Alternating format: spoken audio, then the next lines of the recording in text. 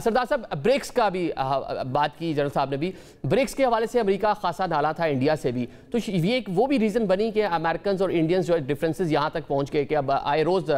Trump بات کر رہے ہیں، سامو ہوٹنگ کر رہے ہیں مودی کو لے کر، انڈیا کو لے کر؟ 4 وجوہات ہیں۔ سب سے پہلی بات یہ ہے کہ امریکہ کو بھارت نے دھوکہ دیا ہوا تھا کہ وہ اس کا اسٹریٹجک پارٹنر ہے، لیکن وہ روس کے ساتھ اپنے تعلقات مضبوط کر رہا تھا، چین کے ساتھ تجارتی اور معاشی تعلقات بڑھا رہا تھا، اگرچہ وہ بیلٹ اینڈ روڈ انیشیٹو کی مخالفت کر رہا تھا، لیکن ساتھ ساتھ AIIB جو ان کا انفراسٹرکچر ڈیولپمنٹ بینک ہے اس کا حصہ بنا ہوا تھا۔ پھر برکس میں جو ہے وہ نیو ڈیولپمنٹ بینک بنانے میں اس کے ذریعے دنیا میں متبادل نظام کھڑا کرنا، یہ ساری کی ساری چیزیں جو ہے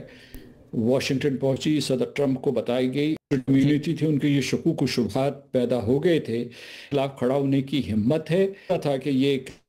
قسم کا جھانسا دے رہے ہیں ٹیکنالوجی حاصل کرنے کے لیے، اور ہمیں معلوم ہے کہ وہ ٹیکنالوجی جو تھی ڈیفنس ٹیکنالوجی تھی یا جو بھی ان کی ڈیجیٹل کیپیبلٹیز یا سائبر سیکیورٹی سے متعلق تھی وہ پاکستان کے خلاف استعمال ہونی تھی۔ سوال یوں بھی کیا جا سکتا ہے کہ ہم دونوں مل کر ایک دوسرے کو کیا دے سکتے ہیں، تو میں ان کا مختصراً جواب دیتا ہوں۔ امریکہ کو اس علاقے میں امن اور استحکام دیں گے کیونکہ مغربی ایشیا میں پاکستان سب سے اہم ملک ہے، وسطی ایشیا، مشرق وسطیٰ، خلیجی ریاستیں اور نارتھ افریقہ، شمالی افریقہ، اس میں پاکستان سب سے بڑا ملک ہے آبادی کے اعتبار سے،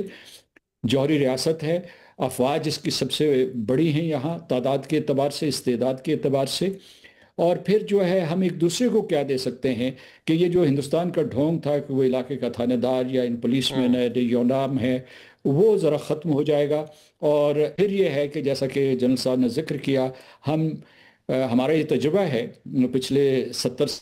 سال سے زیادہ عرصے کا کہ ہم ہمیشہ چین اور